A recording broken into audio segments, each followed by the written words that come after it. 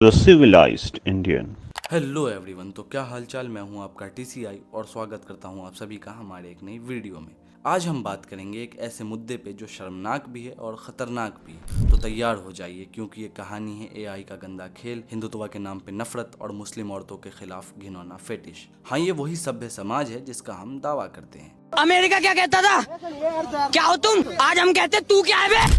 आपने सुना तो होगा ही कि एआई दुनिया बदल रही है, लेकिन यहाँ तो एआई का इस्तेमाल हो रहा है मुस्लिम औरतों की सेमी पोर्नोग्राफिक तस्वीरें बनाने के लिए। हाँ, सही सुना आपने। इंस्टाग्राम पे 250 से ज्यादा पेजेस हैं, फेसबुक पे हजारों फॉलोअर्स वाले ग्रुप्स, और ये सब क्या कर रहे हैं?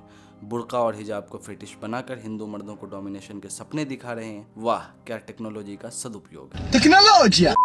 एक तरफ हिजाब पे बैन लगाओ, दूसरी तरफ उसी हिजाब को अपने गंदे ख्वाबों का हीरो बना दो। मैंने कहा डबल स्टैंडर्ड्स की भी सीमा होती है।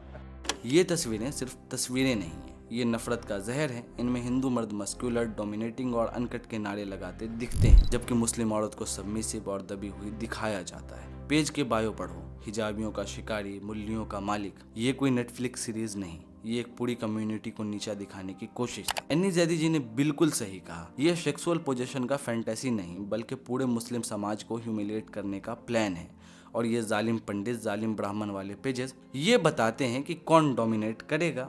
सिर्फ अपर कास्ट वाले, बाकी सब तो बस फॉलोअर्स बनेंगे। हाँ ठीक है, तो ये तो मोदी जी की यही खासियत है। लेकिन रुको, ये कोई नई बात नहीं है। 2002 के गुजरात दंगों में भी ऐसी ही गंदी सोच दिखी थी, जब नफरत बड़े पैम्फलेट्स बांटे गए थे। हमारे लड़कियों का रेप हो रहा था। 14 साल की एक छोकरी, 15 साल की छोकरी, 18 साल की छोकरी, 20 साल की छोकरी को काट काट के इन्हें फेंक रहे थे। रेप करके मजाक करके इन्हें तलवार से काट के फेंक रहे थे। आज वही सोच इंस्टाग्राम के फिल्टर्स के साथ वापस आ गई है। सुल्ली डील्स, बुल्ली बाई और अब ये एआई इमेजेस। नाम बदलते हैं लेकिन जहर वही है। और क्या आयरनी है, एक तरफ बेटी बचाओ के नारे, दूसरी तरफ बिल्किस बानो के रेपिस्ट्स का स्वागत। I believe that investigating in a girl child lifts up the entire family.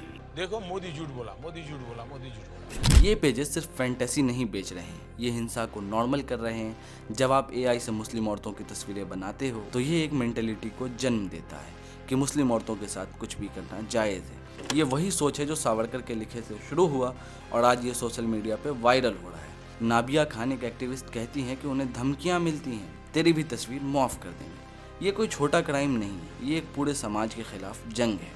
And that is why you see from 1957 onwards till 2014, what is the Muslim representation in the Lok Sabha? And you take out record, how many times have Muslim issues or minority issues have been spoken in the Indian Parliament? तो civilised जनता, आपको भी सोचना चाहिए कि आपको क्या करना है। इंस्टाग्राम पे रिपोर्ट बटन दबाना शुरू करिए, लेकिन उससे भी बड़ा काम ये है कि हम और आप अपने दिमाग के फिल्टर को साफ करें। नफरत के पेजेस सिर्फ पिक्सेल्स नहीं, ये हमारे समाज का चेहरा है।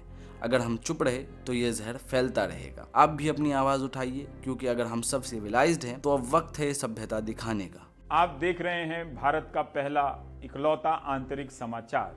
गोदी मीडिया अगर ना दिखाए तो आंतरिकता हमारी कहां जाएगी, खो जाएगी। सच दिखाना आपको कोर्ट कचहरी के चक्कर लगवा सकता है।